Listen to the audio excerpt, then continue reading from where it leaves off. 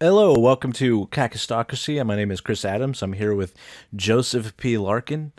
Uh, it's actually afternoon. Good afternoon, man.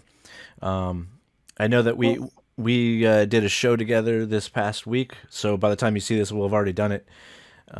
It was really good. We mhm. went to Monrovia at the Poorhouse, and I think we both had a good time, right? That's what you think. You didn't have a good Think time? again. No, that's fine. I don't really have fun on shows because for me, my styling is such that if it's a real book show, I just do one-liners and normal jokes and don't really riff very much Oh, okay. because I feel that the audience deserves to get a real show and not just watch me fuck off for 10 minutes. Right. I prefer to do open mics because I could go up and talk about whatever I want. It doesn't matter. All right. Well, I uh I thought you were I good. mean, dude, let me just say, like, when you're a comedian, you're just a joke automaton. That's Mm. why I love it when the people talk about being an artist or whatever. It's like, no, you're just like a like a robot that spits out jokes. You're like, you're like a rapper for a piece of gum. That's all you are. You're a gum rapper, and they're acting like they're artists or whatever. It's like, no, it's boring as shit. All you do is memorize a bunch of your best jokes, and then you just rattle them off in front of a bunch of people at random almost. Because like, I have to like I make out a set list and consult the set list during my set because there's jokes that people don't like or get offended at. Right. So I always have to like move stuff around. I don't know. I guess that's the interesting or intriguing part of it because it's not the same. It's never the same. I always have to dilly dally around to get to what the people want to hear. Um, Well, I liked your but Gene yeah, Hackman stuff. it's well, that's the only part I liked too because it's the only part I just made up on the spot. The rest of it was just a bunch of dumb fucking jokes that have been in my act for fucking 5 years or something like that now. Hmm. Well, I see it's very boring. Comedy is very boring because it's pretty much everything I didn't like about high school. It's all the socializing that I didn't enjoy, and then it's homework. It's endless homework. And I write jokes now that are about sophisticated topics, so I actually have to research my jokes, which is really boring and lame. But you can't go on stage at the poorhouse in Monrovia and be like, "Hey guys, did you guys know that women like to be raped? They fantasize about getting raped all the time." You got to figure out how to ease your way into material like that. You can't just say shit like that. So all my truly good material is like it's in like a notebook somewhere waiting to be taken out of the box. I don't know. I need to make a name for myself before I can really talk about the stuff I want to talk about on stage and challenge people. Because right now, every time I go on stage, it's just resetting the odometer. None of well, those people ever saw me before. In fact, I wanted to tell you because I talked last week about how bad I bombed the uh-huh. previous time I went there. I wanted you to tell. I did about 75% of the same jokes just to see what to say. The only thing I did that was new was a couple of new jokes, a couple new one-liners, and then of course the Gene Hackman stuff, which you can't repeat. Like no one's gonna. I was pushing it by doing it last week, talking about or this past week by talking about Gene Hackman because people are already forgetting. Yeah. He's not the movies got taken off of Amazon by now. Like no one Oh, cares. He's dead. That's it. right. And I haven't had time to watch movies, so I don't know. But well, I don't know. I watched Unforgiven yesterday, just because yeah, you told me that. I love that movie, and I had to see it again. And when I It's watched the it kind of again, movie you can watch once a year. yes, that The Godfather, Goodfellas. What is the other Mm-hmm. ones? Casino. Sometimes. Well, Casino's a little bit long, but Goodfellas is like a perfect movie. Unforgiven is just Mm-hmm. the writing is so strong that, in fact, when I was researching it, behind the scenes of it, the only thing that Clint Eastwood even changed from the script was that instead of a voiceover in the beginning and the end, it was text. That was the only change Mm-hmm. he made. Everything else was written so concisely and just perfectly that he didn't have to change anything, and he just directed that movie the way it was written in the script. Mm-hmm. And apparently, I always think about this. I always think about this line in that movie where I think it's Morgan Freeman who says it, but he says that even the worst bastards have friends. yeah, But that's basically what the premise of the movie is that Gene Hackman's a bad guy, but he has friends. Clint Eastwood's a bad guy, but he has a friend too. right. Even the worst bastards have friends. Well, the interesting part about the movie was that the script had been floating around since I think the '60s or something crazy long, like a long time. And the Gene Hackman was the first to pick it up, not Clint Eastwood, and he brought it to Clint. And Clint at first didn't want to do it, and then Gene said, "No, you got to read the script. And just, I think this is a part just for you." And of course, I mean, Clint's perfect because he's the classic Western hero, and this whole movie is about how killing isn't so easy. It's actually way harder in real life, or even in this movie, where every character that kills someone, they have this like moment of regret. I'd say with the exception of Clint at the very end, but every other character, there's just this moment of just pure dread that comes over them after they kill somebody. They're just like, oh, that wasn't glamorous at all. Hmm. And even the guys who cut up the whore were not bad. The one dude felt bad about it, and he wanted to give him an extra pony or something like that, and they still killed him. He still Yeah, got shot down like a dog. yeah, yeah. And that was that whole great scene with the water, where they shot him. Hmm. He got shot, and then he just like saying, "I'm dying, guys. I need water." And Clint's like hearing him die slowly and just saying, "Just give him water, damn it. We're not going to shoot you." Like, Hmm. just an It's amazing. a it's a it's a flawless movie. There's nothing bad about it. And actually, it might have been somewhere in the '80s that Clint got a hold of it because he waited. Yes, He felt he wasn't old enough to do it yet. I mean, correct. that's just what a great movie maker that is. Like, I don't know. Yeah, I'm gonna be sad as hell when he dies. yeah, and it might be pretty soon, unfortunately, just because of his age. But he was just Hmm. one of the best filmmakers and actors we've ever had, and the pure longevity of his career. I mean, Gene had quit acting, so he was already out of the limelight when he died. Clint just made a movie, what, last year or something, or Hmm. or is did Yeah, he, I watched one. He's had a couple out because he's had a couple that he directed and a couple he was in. There was one called fuck. It was called The Mule. That's the last one I think he right? acted in. But man, that's a rough one to watch because he's so old. And even though he's just driving for most of the movie, you still when you see him walking around, it's hard. And Mm. what's crazy is someone like Clint Eastwood he was famous in his 20s. So Yeah, you can see pictures of him his entire life. I don't know, I find that very odd, very fascinating. right. And he had blonde hair. Now he's all gray and just like, Hmm. but his face is so Well, perfect. he's all bent over, just like Gene Hackman was. There's Well, that's just like a just certain point in your life where you just can't move around as much anymore. yeah, that's just age, you know. And I know. it happens to all of Not, us. I'm not looking. I know. I'm not looking forward to it either. And every time I get depressed and don't leave and don't go outside or anything, I always go, dude, you're gonna be like, you're gonna be bummed when you can't walk anymore and can't walk outside. Right, So you should fucking enjoy it while you still can, right. dickhead. That's Another what I say to myself. another good movie, but not his best. Gran Torino. He's great in it, but the other actors around him Hmm. kind of suck. But Hmm. he's amazing, and the story. Hmm. If the actors were better, it'd easily be up there with Unforgiven. Hmm. Because Yeah, I really like Million Dollar Baby too. I mean, yes, he's had an amazing run. Like he's done a ton of movies that are awesome. yeah, He's great. yeah, it's clearly one of the best, and it's gonna be a bummer because I just feel like it's happening soon, and I don't want it to, but I know it will, and then Mm. everyone's gonna pretend like, oh, remember that? Like they're gonna have a ton of like Facebook posts about how someone I met him once on a set. I hate when people do that type of stuff. Like I met him Mm. once, and it's like you didn't know him. You got lucky and you were an extra on a movie or something. Like you didn't don't pretend like you knew him. You weren't his best bud. Hmm. I can't stand that. But oh, I I had never talk about anybody when they die on social media. I think it's kind of icky. I think it's kind of tacky. I believe I so. don't Yeah, know. yeah. I think that what I will do in the future when someone close to me dies, if I have a nice picture I took of them, I'll just post the picture, Hmm. little nice little memory.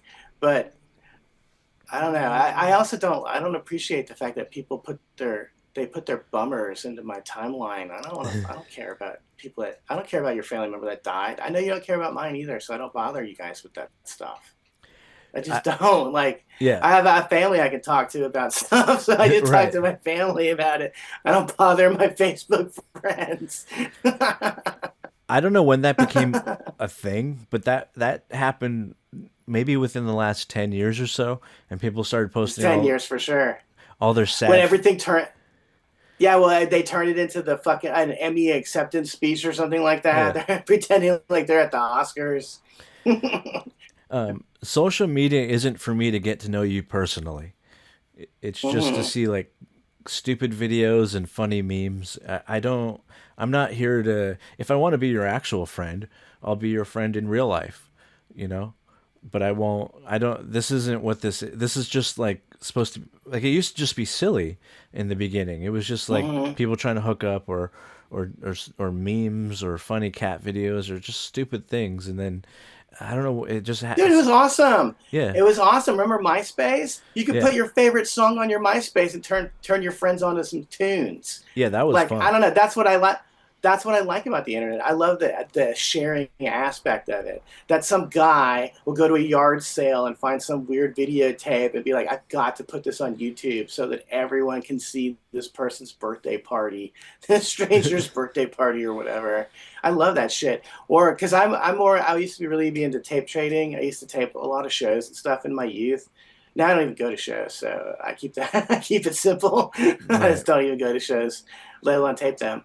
But I loved it. I love getting my tapes out there because I have tapes that are on YouTube that I taped in my when I was a teenager. Hmm. That are on YouTube. Like you can go listen to the Weezer show I saw in 1996. It's Yeah. on fucking YouTube. I listened to it one day a couple years ago. I was like, damn, I'm so happy someone else put this up so I didn't have to because I don't even have the master tape anymore.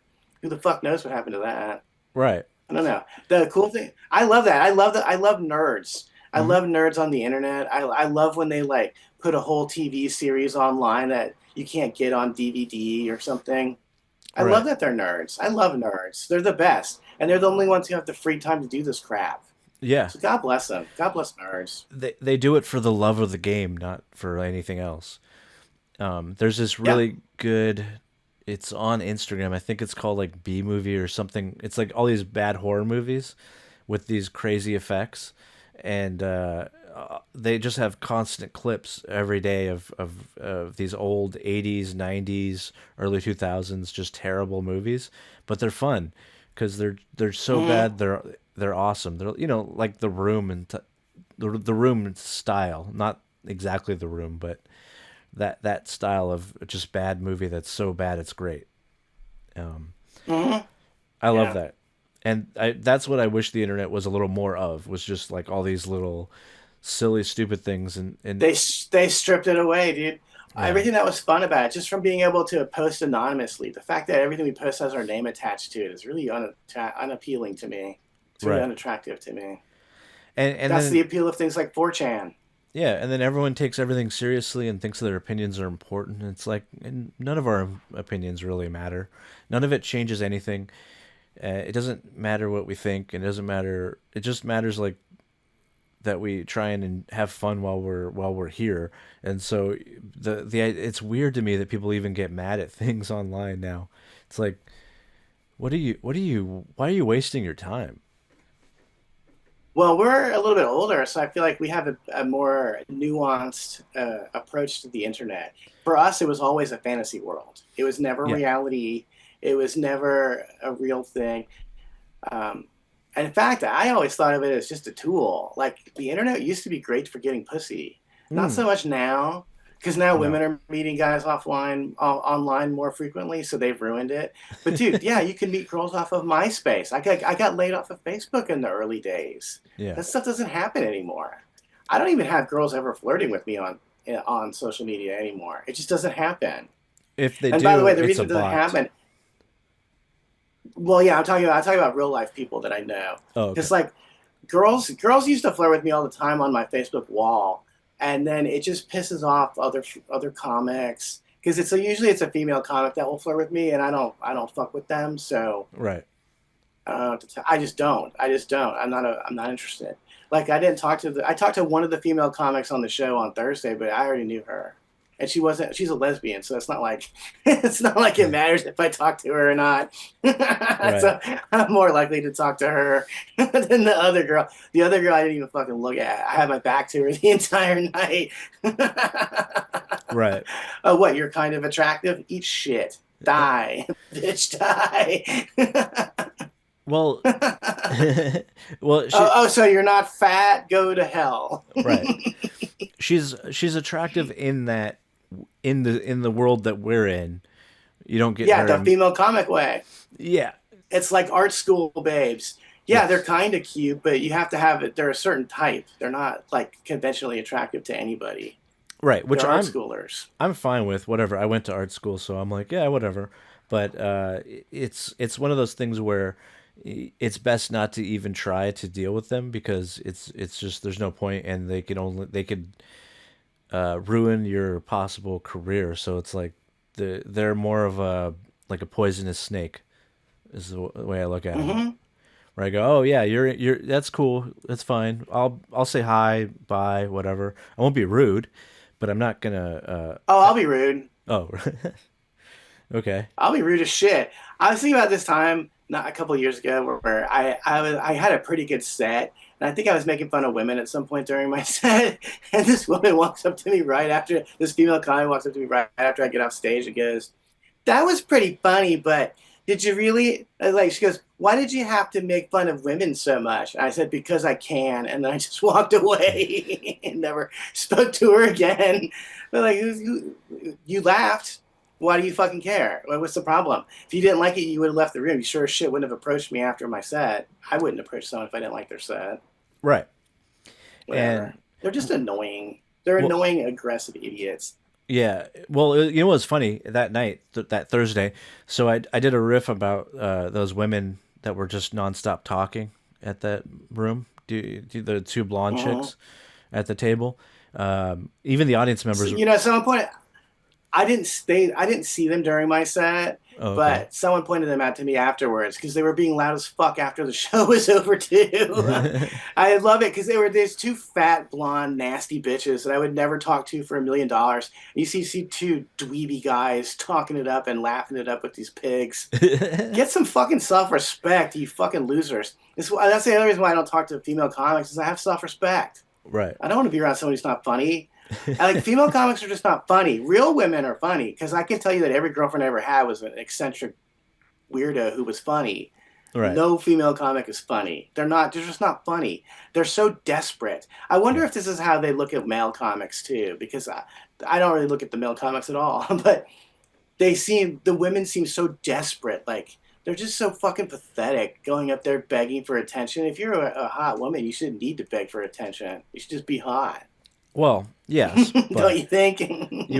well, yeah, you would think, but they just they pick this career, or whatever, and uh, it's tough to find funny ones for sure. Because we at my work we book them, and it's the number one hardest thing to do is to find women that are consistently funny and that work hard at the career. Because a lot of them, like we talked last time, that a lot of them will get the opportunities early, and I don't believe that that's Hmm. actually a good thing. I think it's actually a hindrance because when It you have hurts to, them. It hurts yeah, them big time. um, it's it's good in the sense that if you are funny, you can kind of move up faster, but you don't do the work that you have to do, and then you have to struggle for so long, and having to not get anything for so long actually kind of, or at least for some people, it drives you to get better and be stronger than everybody else, and so that's how you can move up. It's another way to move up. So I think there's no true advantages or disadvantages. There's only some people have certain opportunities, and some people have different ones, but it's the hardest thing, like for booking these shows, is to find female comics that are consistently funny and that constantly do the work. Because a lot of times Hmm. they don't show up because they're booked on so many things. Yep. They Yep. They can go. They have to leave early to go someplace else. In fact, I've noticed there's a new trend now where women will stay for the whole show because they used to just do their set and bounce, yeah. but they'll stay for the whole show so they can get their picture taken at the end. And Mm, really, the only thing like they don't ever post any fucking videos of themselves doing comedy. It's usually just a picture of them on stage, either during the show or right after the show with the other comics. It's just a big fucking larf. Right. In fact, I thought, dude, it was really interesting because the one semi-attractive woman on the show, every fucking comic just stood around her like a fly on shit. It was really pathetic, honestly, because I didn't even sit at the table with the other comics. I sat at a table adjacent and just looked at them or had my back to the woman for the whole time. Just Right. like, don't you ever meet women in real life? Like, I get women flirting with me at the fucking grocery store. Doesn't that happen to everybody? Like, how is it that you need the attention of a fucking bipolar disorder suffering weirdo woman who needs to go on stage at a fucking brewery to get attention? Right. That doesn't seem unappealing to you at all. That doesn't seem gross, icky. Well, That doesn't give you the ick. yeah. Well, that first guy, he was talking about living at home, so I can imagine that he doesn't know any better because he was. He's a newer comic. Yeah, he was definitely doing this thing that comics will do where they think they're being funny by saying shit like, I haven't been laid in 2 years. And it's like, every Why would? girl in the room just tuned you out. Every girl in the room is like, well, why should I listen to you if no one wants to fuck you? Like, what the fuck's wrong with you? So many comics are like this, though. They go up there and be like, I'm addicted to porn. It's like, I get it. I know all young men are addicted to porn. Keep it to your fucking self.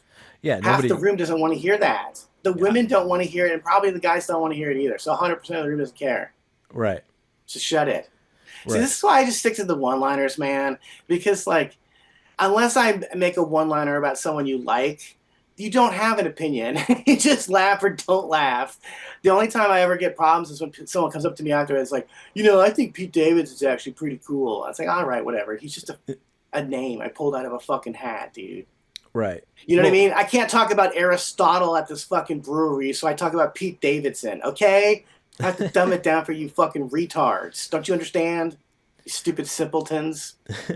Okay. I well, can't talk about women and their rape fantasies because you don't want to hear it. So I have to talk about Pete Davidson or the Saturday Night Live 50th anniversary special or Gene Hackman or some bullshit that you saw on TV this week. Not that right. I'm bitter. No, no, you're not. But I am. I'm totally yeah, bitter. I know you are. But I was gonna say we met in Chatsworth, and I actually have a news story from that area that was literally like a couple days Oh, ago. nice. Yeah. That's So sick. I'm We gonna just play missed it. it. Well, yeah. We could have been involved in the news. Yeah, yeah, yeah. We're following breaking news in Chatsworth. The exhausted. LAPD responding to reports of an armed man who fired shots at an LAPD chopper. Gil Lavis in Sky 5 with details over somebody's backyard, Gil. That's right, Sandra and Glenn. You're looking at the 20,000 block of Typico Street. This is just off of Winnetka and Devonshire in Chatsworth, where LAPD Devonshire officers responded here to some sort of disturbance. Now, when the airship came over to look at the scene, this man that you see laying down on the deck of the pool there pointed one of those rifles, and let me come in tight to show you that he has got two rifles on the table there. He pointed one of those rifles at the airship. That sparked the big response by LAPD here, and we understand the SWAT team is en route. Now, the man has laid down as if he wants to surrender, but let me come out to a wide shot and show you. They are evacuating He's drunk. this neighborhood Is as he? we speak because of those weapons that are out. Yeah, obviously, outside he's and near the passed man. out. But you see Right. the response by LAPD. For now, they're going to wait for the, it sounds like they're going to wait for the SWAT team to move in and make the arrest. But the good news is at least this suspect is laying down, looking like he wants to surrender, but they're not going to take any chances because those rifles are too close to him, and he could jump up if the officers were to get in there. He could jump up and grab That's him not real his quick. So yard. they're going to wait No, for the no, SWAT no. team to arrive and Jesus deal Christ! with Can this you pause suspect. it? Yeah. Well, that's pretty much it. Like our viewers need to know some context here. Chatsworth is like the only nice town in this area. Oh, That's really? where all the police live. Oh. Yes, it's where all the police live. So it used to be the safest part of the entire state. Where Whoa. it's also where all the porn gets shot because Chatsworth is like the first town outside of L.A. County. I live in a very odd area, basically. But so Chatsworth is supposed to be the nice baby boomer enclave. But dude, you can't escape the voting policies in this fucking state, dude. Like it's a Mexican guy Mhm. that he does not live there, and he brought He looks like he brought a backpack and 2 fucking rifles into somebody else's backyard and started shooting at the police. Yeah. Like, goddamn, dude. He's doing this in a neighborhood full of police. You want to know why that place was easily to evacuate? Because it's all fucking cops. Yeah. You saw all the cops in that aerial shot, right? Yeah. They just jumped in their driveway and drove over. Mm-hmm. Unfucking believable, man. Unreal. That's I do that. How do people tolerate this bullshit? I just don't get it. How do people not change? Because they're only starting now with the second Trump administration to start to realize, hey, wait a second, the last 10 years have been fucked up. Yeah. We've been fucked up. We've been getting fucked up the ass for 10 years. And all of a sudden people are just like, I don't want to put up with it now. The 10 years that I got fucked up with the ass was fine. But now I'm not going to be fucked up the ass for 11 years. Okay, gosh darn it. Right. Right. Well, I want all of a sudden they're starting to change their voting policies. And it's like, too little too late, dumb fuck.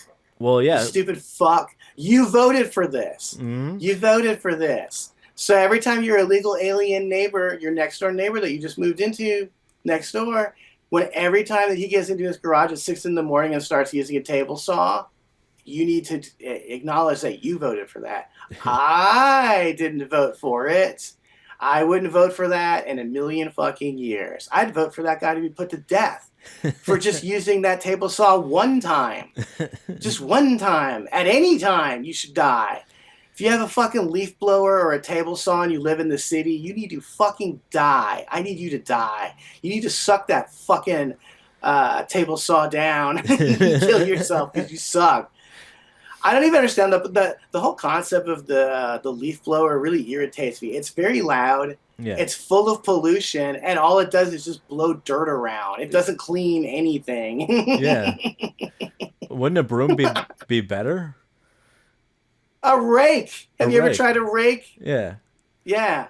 I don't get it either. Bullshit. I don't get it either. It's bullshit. These fucking pathetic, impoverished Ghostbusters. They're silence busters. They want to destroy your peace and quiet. Peace busters. That's what they are. Yeah. Lazy fucks. Get a rake. Yeah. Not that a rake wouldn't be loud and obnoxious too, but less so. Well, I'll have you know that the city of LA is starting to at least notice something about its voting. $1 billion in the hole. That's the budget shortfall the city of LA is facing. Now the question is, what will be done to fill the gap? KCAL's Jeff Nguyen looking at what could be on the top. Hi, Mommy. I'm Gene Hackman now, baby. I get it. Frustrated, disappointed, really irresponsible, really short-sighted. The president of the union that represents about 10,000 public sector workers in Los Angeles has harsh words after the city administrative officer announced next year's budget shortfall is That's the haircut I had in the $1 billion. 9th grade. Jesus we are not Christ, looking man. Really? dozens That's our elected or official. even hundreds of layoffs, but thousands. In 2009, quick. emotions ran high over threats of Pause it layoffs. real quick. Yeah. That's the haircut I had in the 9th grade, which prompted someone to call me a faggot, which is why I never wore a haircut like that again. It was so puzzling. Somewhere around 2012, that haircut became popular with women where they just shave the left side of their head. I did it in the 9th grade, and let me tell you, I didn't have a single fucking friend. So it's so interesting how culture changes. Yeah. How you can be a girl now and have that haircut and people will accept you. But if you're a teenage boy, you can be a goddamn elected official. You can be wearing a suit with that haircut. Outrageous. Right. Outrageous. Okay, so anyways, so what he's saying is that we pissed away all our money. $1 billion in LA alone. $1 billion. They stole it. He stole it. He stole it to get that haircut. They stole it. And when you live here, you know that they're stealing it because there's so many homeless people and they're clearly not being helped by anybody. Otherwise, they wouldn't be outside of my fucking alleyway all the time. Right. Well, dude, they're out there. Yeah. I should never have to see a black woman shoot up dope. That just shouldn't even be on the fucking. That shouldn't be on the fucking dais ever. It shouldn't be on the agenda. Right. No one should have to see that. God damn it. But I do. People just roll in, shoot up some dope in front of my window, walk away like nothing, like no big deal. It is a big deal. I don't want to see it. Well, and when I do stuff like that, I don't do it in public. I mean, I don't shoot up dope, but I wouldn't do it in public. I'd have common sense. Yeah, you just do it in your home like a normal person. Well, I guess they don't have a home, but there is do you have another story real quick too that I won't play the whole thing, but you can tell by the opening.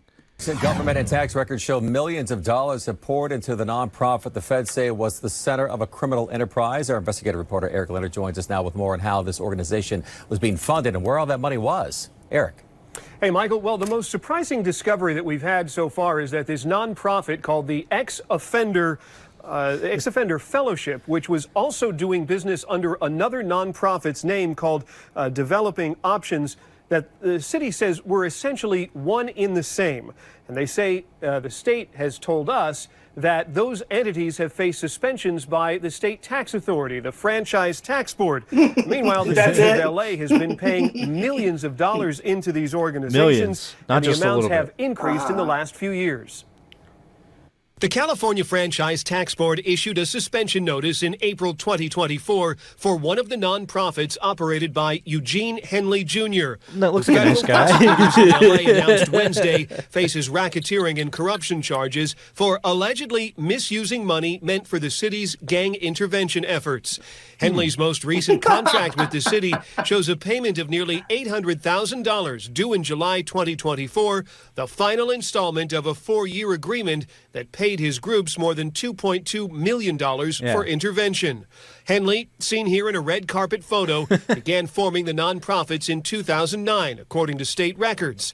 They began receiving city gang intervention funding as far back as 2011. Between 2018 and 2023, LA Controller payment records show Henley's groups received around $500,000 a year. Then, in 2023, a significant increase that followed then-Mayor Eric Garcetti's efforts to increase funding for intervention work after the rise in violent street crime that followed the COVID-19 pandemic.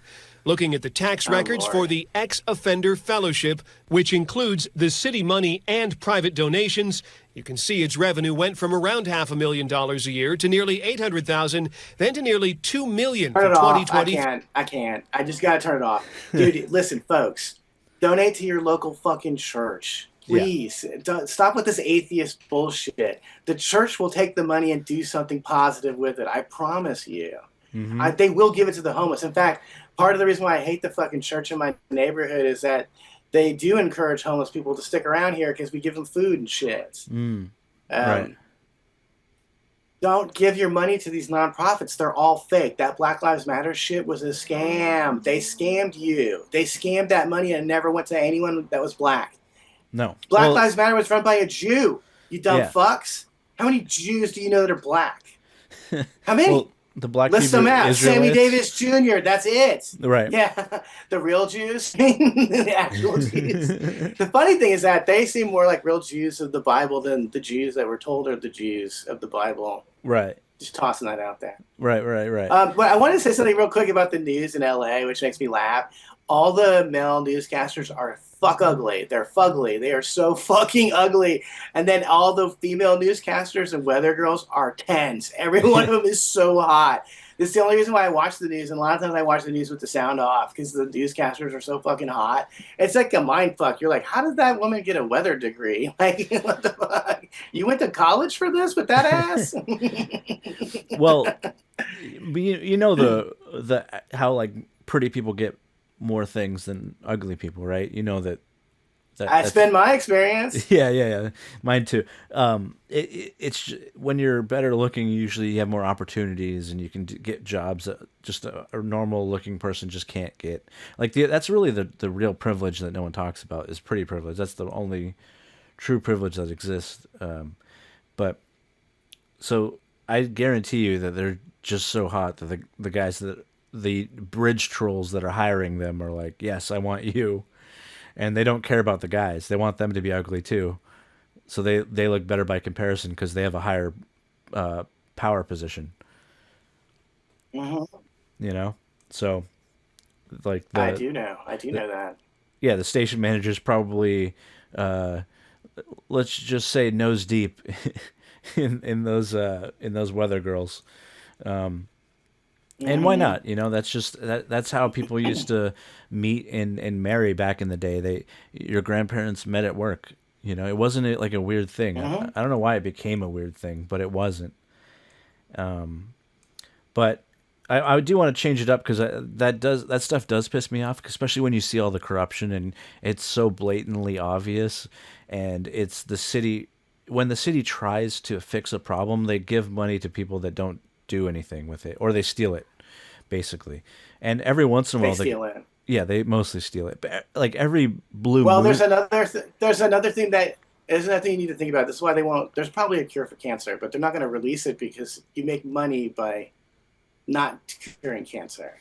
Right. So a lot of these groups, a lot of these politicians, they have buddies that start these groups that are cleaning up the neighborhood. They have like a construction crew or whatever that comes in there and bulldozes the tent city.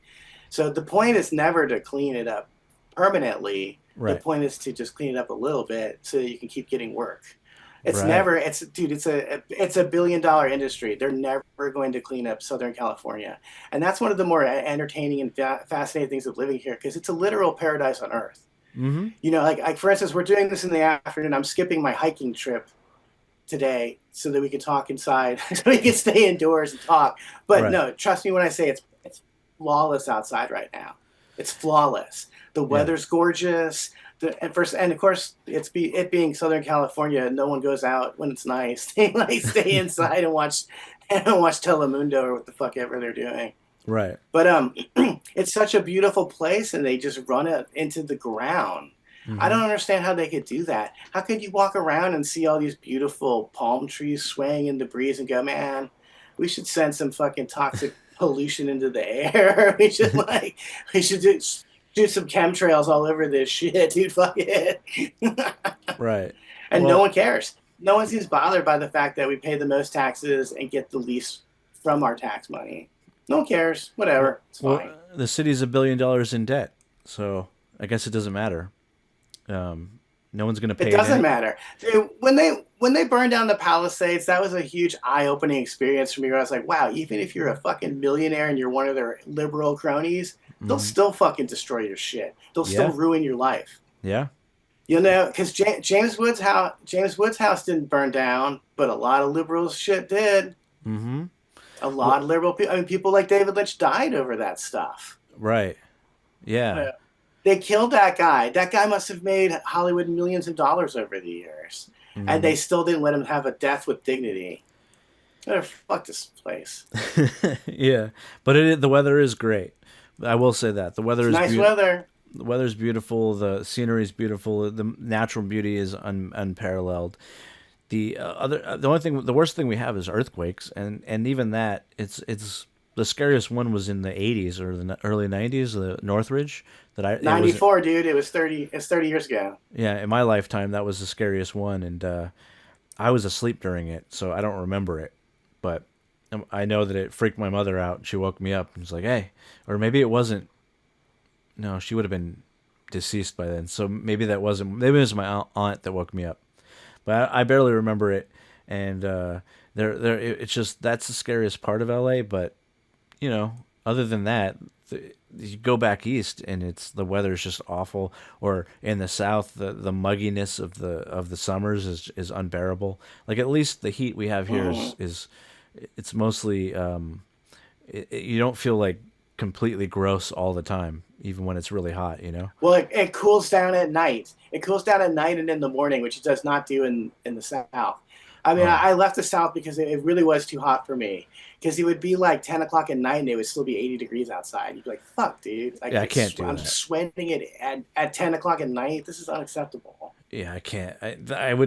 I've been too acclimated to this weather. Like when I worked on a film in Denver, and that was just during the winter, December, I was so unprepared for the snow that I looked foolish. You know, just slipping and sliding around. Like I was like, I'm a Southern California kid, born and raised. You know, my whole life here. I'm not used to any weather that's on any extreme, like too hot, too cold. I'm used to perfect weather all of the time. Mm-hmm. You know, so. Yeah, where it only rains for like 2 weeks through the entire year, and it's yeah, it's like, over. Yeah, but I do have another story that's a little bit different. Hopefully this will be a little bit lighter. I don't know. We'll see. A Dominican drug dealer previously deported for peddling fentanyl broke down in tears as she was arrested while illegally back in the U.S. Virginia Basora Gonzalez, 36, was sobbing as ICE agents took her into custody in Philadelphia last Wednesday. A U.S. magistrate judge issued a federal warrant for her arrest the same day she was to be served a notice of intent to reinstate a final removal order. She will remain in federal custody pending charges for re-entry after deportation. Photos released by ICE show Basora Gonzalez crying as she's led away in handcuffs. ICE Philadelphia acting field office director Brian McShane said the arrest demonstrates our commitment to protecting our communities from criminal aliens. Basora Gonzalez was first arrested in 2019 in Pennsylvania for possessing 40 grams or more of fentanyl and aiding and abetting. She pleaded guilty and was sentenced to just over a year in prison and 4 years of supervised release. ICE deported her to the Dominican Republic in 2020 before she could serve her sentence, but she illegally re-entered the U.S. at an unknown date. Authorities discovered her return after a confidential source alerted ICE on March 7th. Agents then arrested her outside her job at La Tierra del Caribe restaurant in North Philadelphia, where she was working as a cook. Her court-appointed attorney argued she was not a flight risk, but the government pushed for pre-trial detention, citing her prior conviction. For more stories just like these... I got caught. Yeah, well, and here's the thing. You want my sympathy? No, I don't have any. You were already... No, she wants my sympathy. Go cry somewhere else, you fucking bitch. Go back to the Dominican Republic and cry there and see if anyone gives a fuck. Let's see if anyone films you crying in the Dominican Republic, you fucking bitch. I love it, because it's like... Dude, first of all, they break the law when they come here, okay? Right. So they're criminals the second they come here. Somehow people are surprised that then they start selling drugs and murdering and joining gangs and shit. They're criminals, you stupid fucks. I have to make this point again. I think I made it on the podcast before. It costs money to enter the U.S. one way or the other. You can give the money to the government or you can give it to a fucking coyote. But one way or the other, it costs a bunch of money and you're going to be in debt once you get here. You can pay off the debt to the IRS or you can pay off that debt to Carlos. Carlos from MS-13. That's it. And it costs roughly, I think it's something like $20,000 to come here legally and like $12,000 to come here via a coyote. But here's the deal. When you come here legally, no one kills you for not paying the $20,000. Worst thing that happens is you get sent back. Okay? Right. Carlos will fucking kill you. Right. Carlos will have you're Carlos's slave right now, you dumb fuck. Mm-hmm. Yeah, I don't think people. Which, by the way, I'm Uncle Sam's slave. I'm Uncle Sam's slave, so it's not like I don't understand Carlos. Why? Why you choose Carlos over the U.S. government? Right, but people don't understand the fact that they're already committing one crime, so to commit others isn't that much of a step. And so you have these people coming here illegally, and you're right. Now they're beholden to these murderous gangs, basically, that help them get over here. And you're right. They don't just forgive and forget. You owe them for basically life, probably, for a lot of these people. Mm-hmm. And so, of course, they're going to turn to illegal methods to make money.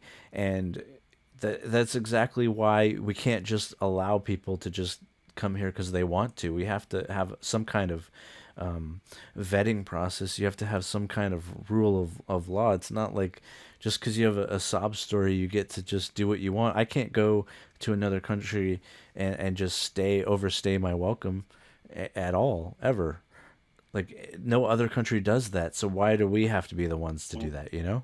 It doesn't make any sense. It makes zero sense. And people are just like, no, it's fine. It's like, it's not fine. It's absolutely not. Well, so far, the reason why they don't think it's a problem is because they haven't had to personally experience it yet. But you will. You will. Yeah.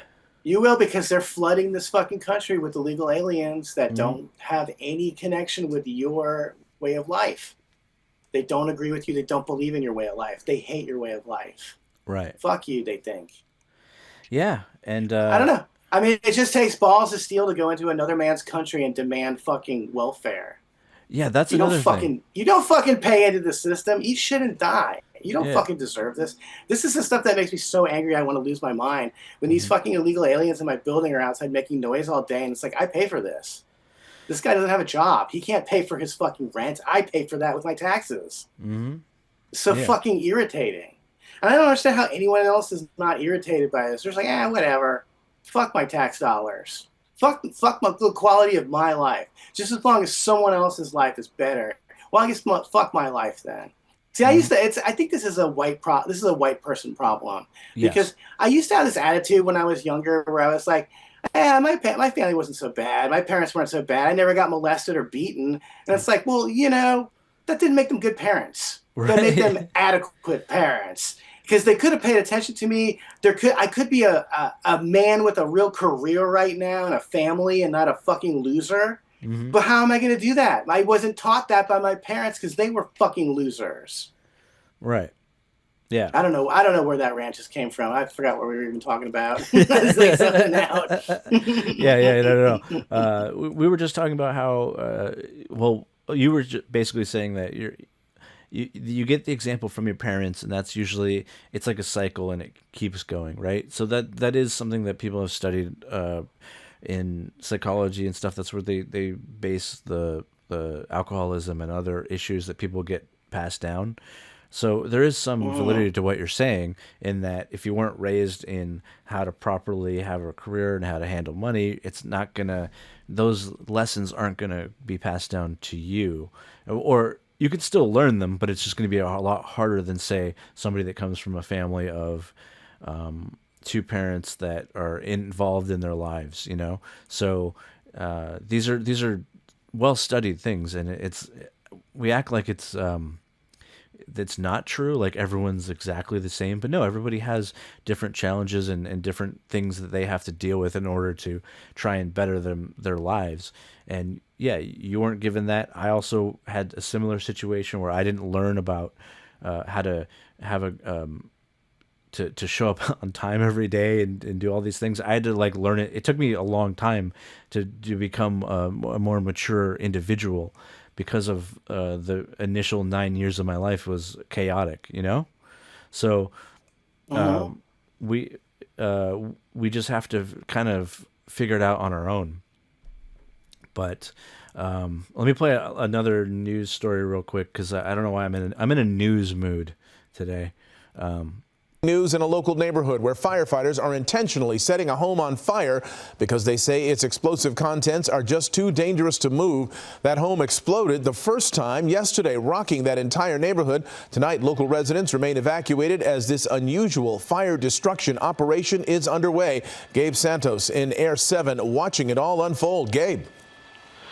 Yeah, Mark, we just saw that home go up in flames, and an explosion happened again when they first lit that home. And this is, as we understand, a controlled burn. This is what fire crews have been telling us about all day. LAPD bomb squad actually laid a metallic tarp above the home, and that's because of what we just saw happen just moments ago. I'm not sure if we have tape, Rob. Go ahead and roll it if you got it. But this home, when they first actually lit it on fire, this was the beginning. We saw the flames kind of start, and then boom, we saw that large explosion very quickly, and all of these particles of fireworks just started going up. A couple of those explosions actually took place. Let's come back to the live pictures. Now you have the home itself continuing to burn, and fire crews are just content to let the home continue to burn because they don't want to put any water on this home. There's too many chemicals, there's too many things of concern. They've actually built a sand berm around the home to try and contain as much debris as possible. As you can see there, little bits of the fireworks that were in this home continue to pop and burn, and that is an indication as to why fire crews thought and decided to evacuate those 60 homes around this home. And you can see there, Mark, this is going to be something that fire crews, they expected this. They were fully prepared to handle this, but this is going to be something that goes on through the night as this home continues to pop and burn as all of those dangerous chemicals get devoured by flames at the Anyway, so yeah, that was a story about there was this home that caught fire randomly, and they figured out that it had a bunch of chemicals and stuff in it that were very dangerous. So they did a controlled burn, which is kind of nice to see, now that we've, like most of LA burned uncontrolled. It was interesting. Oh, they finally learned how to do that, huh? Yeah. Well, and it's weird because, the reason why they weren't doing controlled burns for so long in LA is mostly just because they got the money and didn't work. Because there was a budget set aside for all of that, right, to do it, and they just never did it for different reasons. Like some of it was environmental, but some of it I just think they just didn't want to do it. It's like it's a lot of work to go out into the foresty areas and then make like fire lines and get rid of all that dry brush. So they just didn't do it. But watching this, I was like, oh, when they want to, they totally can. Yeah. Well, when the West Hills fires alerted me to that, because I watched the fire go up over the West Hills, and as soon as you would see the flame go up, there would be a plane or a helicopter that would fly by and drop water on it. So they were 100% controlling the burn of that. And that's something else that's really weird. I still feel kind of traumatized, I guess, by the fires, because what people don't realize outside of LA is that shit burned for 2 fucking weeks straight, like every single day, all day. And it only stopped burning is because it rained. Right. So then for the next week, it was just toxic sludge in the air. Like I got really depressed at the start of this year because I just simply couldn't go anywhere. At the end of last year, I was going hiking every day. I was doing, lots of things that are good for you. And then all of a sudden it's like, oh, well, I'm stuck in my house eating nachos, something, because I can't go outside. I remember the last time I went out to the park, like a month ago, there was smoke out there, and it was in Chatsworth. Chatsworth is very far away from West Hills or wherever the fires were. So I was like, fuck, dude, like we're just breathing this toxic shit for fucking a month, for a whole goddamn month, basically. Basically, yeah. Whatever. No one cares. No big deal. Whatever. Well, it's already forgotten. It's out of the news cycle. So that whole, unless you were affected directly, everyone else has forgotten it. Like it never happened.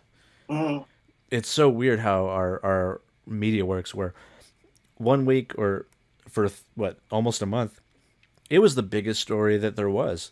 And now, dude, they weren't even showing commercials in LA. No. It was just 24-hour nonstop news of this shit. And then just one day they were like, okay, no more news. Now it's just back to Judge Wapner or whatever the fuck they played during the day, Judge Mathis. Yeah. It's very jarring. It's still jarring. I feel very I don't know. I feel very unwell after all of that. Yeah. And it kind of, when you look at it from a zoomed out perspective, you're just like, why do people forget so quickly? Is that part of it? Is there like a magic spell that they're doing that they just anyone outside of LA watching that shit was like, good, burn, motherfucker, burn. Right. They're like, good. I hope they all die. I mean, we talked about this a little bit. Like when you're a comedian and you go into an out of town gig, they will always say that you're from Los Angeles or specifically they'll say Hollywood. This guy came all the way from Hollywood to be here in Sarasota, Florida, and you're like, oh great. I'm very aware of the fact that everyone hates California outside of California. And by the way, most of us that live in California, we hate it here too. Just so you know. Yeah, we're not huge fans, but. Yeah, so anyway, but I wanted to play something at least silly because it's been a weird episode, so I want to play something at least funny. Oh, shit. Oh. Damn. What's even the point? They're just leave. Yeah. They were just so drunk that it was just funny. Like they got a couple hits, but for the most part, they mostly that just tree dominated. The tree was the winner of that fight. Right. And I've been drunk. You think that violence is fun, huh, Chris? You're like, this podcast hasn't been fun enough. Let's watch some videos of people punching each other. Well, then no one got hurt, so that's why it's fun for me. Like, or I could play this one. That's also stupid. All right, well, this is my stuff. I hope you enjoy the hat.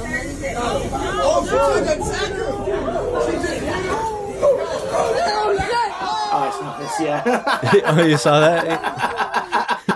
Yeah, I mean, this is getting around. The funny part is he said before he left, I hope you enjoyed the homeless. And then he ran away. Dude, we're in such a weird place right now. We're wearing a hat will get your ass beat on the subway. It's like a hat. You get triggered by a fucking hat. We were just talking about our town being on fire for 2 weeks, and you're bothered by a hat. Right. Well, like anytime people take anything like that seriously, it's so weird to me because we've talked about it a bunch of times that I don't have a side. I just look at both sides as being silly, and everything is a show. So when you look at it that way, you're just like, why are you getting emotionally involved with this stuff? Because it doesn't really matter. It's just because at the end of the day, you still got to do what you have to do for your own life, and anything bigger than that, it's not really affecting you that much. People say it is, but it really doesn't. Like your freedom, like nobody's lost anything. People say they have, but the freedoms are the same. Nothing has changed, and just getting mad over politics, it's just so stupid to me. When I see it, I'm like, what are people thinking? And I know they're not. They're just emotionally charged. That lady was. It was funny because she was. I have the longer version, but there's dudes on the train going, just leave him alone. Stop being a bitch to that lady, because she's like mad over a hat, and like she probably thought like, I'm in New York. I'm like, people are gonna be on my side, but nobody cared. Everyone's just like, what are you doing? And then to chase him over it and fall. And it always makes me laugh when people that are clearly shouldn't be running like that, like try and run, because you just kind of knew her feet were going to slip at some point and she was just going to eat it. And the way that, like the way women fall is always funny because I don't know if it's because their center of balance is different, but they always just eat, like go face first, like every time. Like there's no concept of like, oh, let me brace the fall. They just right down. It just makes no sense to me why people get emotionally involved, but also B, put your hands out when you're falling, or arm at least, something, brace yourself. Like you've never played sports, maybe that's why she never played sports, right? I can tell she's never played any sports. That's for fucking sure. Yeah. Is eating a sport? Competitive eating, is that a sport? Well, technically yes, but I don't think so. Technically, that's a Dude, sport. what a pathetic life. What a pathetic life. And we see this stuff on our comments too. These losers that you don't like. I don't know who you are. You're not on my friends list, and you're telling me I'm a Trump supporter. You don't know me. You don't know anything about me. You don't know who I voted for. This is the same shit we were complaining about last week with my Antifa neighbors. It's like, you don't know me. You don't know a fucking thing about me. And unfortunately, I know you. I know you because you were all over the fucking news for 5 fucking years, causing trouble. I know exactly who you are and what you were all about. Right. Eat shit and die. First of all, it's not your goddamn fucking business who I vote for. It's not your fucking business. I don't bother you about voting for Obama or what the fuck ever bullshit you voted for. Mm-hmm. So why don't you leave me alone? I don't know. These people are ultimately just powerless. That's a fat bitch who has no power in her life. She's mad because there's a tall, fit guy that's not interested in her. Right. Who's more interested in Donald Trump than her. So she gets fucking pissed. Yeah. Fuck them. Fucking losers. They're just losers. Like, you don't see any people wearing a fucking suit behaving like this in public. Mm-hmm. It's always a fucking fat ass. It's always some fucking obvious loser. Mm-hmm. You can't stop eating, but you want to tell me how to live my life? First of all, I'm not as fat as you, so I guess I win this round. You're fatter than me. That means you lost. You're not living a good life, fat ass. Right. Right. Whatever. And to end it, in honor of George Foreman, I bought his grill today, and oh, nice. Made some nice burgers where the fat was dripped off into a tray. And then you drank the drippings. Yeah, I drank the drippings. Dude, I remember the George Foreman grill so well because it made like a weird pocket sandwich when you cooked the sandwich in it and like sealed the edges of your sandwich. It's the most oddball shit ever. Right. I totally forgot. I mean, I guess no one's used to George Foreman growing like 40 years or something, but he was one of the greatest boxers of all time, and it's really sad that he's most known for doing one fucking infomercial. It's putting his name on a stupid grill. All it is basically a panini press. That's what it is. It's Yes, exactly. It's like a really small panini press. Yeah. You couldn't even make like a quality panini with it because the panini won't fit in it. No, it's too small. You have to use like white bread. Yeah. I love George Foreman. I want to talk about something funny he did. Yeah. There's a really great documentary called When We Were Kings or Once We Were Kings or something about that. But it's about how George Foreman and Muhammad Ali went to Africa or someplace. Yes. To have some like massive fight, and then George Foreman brought these big attack dogs, and he was coming off the plane thinking that everyone was going to think he was a badass, but in Africa they don't like dogs, and they thought he was insulting them, so he like got booed. He got booed with his dogs. Fugazi, the band Fugazi wrote a song about it called Foreman's Dog. But I've always thought about that little anecdote, like how it blew up in his face because he thought other people were like Americans and that they would love that shit. No. You know, in other countries we hate pit bulls and shit. We know that they're terrible dogs and we don't keep them as pets. Right. So it's kind of cool about doing this in the afternoon as I'm watching the light change in my room. It's kind of cool. fun. I've noticed that there is something wrong with my lighting that just turns everything into pink. Yeah. Because before it wasn't as pink when the sun was out. Oh, now okay. it's like, look at the wall. Look at this door over here. It's like hardcore pink. Yeah. And by the way, the light is purple. It's not pink. So I don't know. Okay. Well, I don't judge, man. I don't judge. I do. It's hard to watch our podcast. It's like distracting.